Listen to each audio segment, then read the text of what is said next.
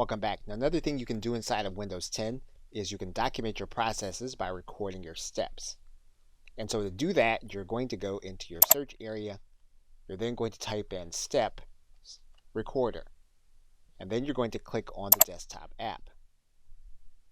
Then once you have your desktop app open, you can then click Start Record. Then you can begin to record your steps. And then once you've completed your steps, you can then stop recording.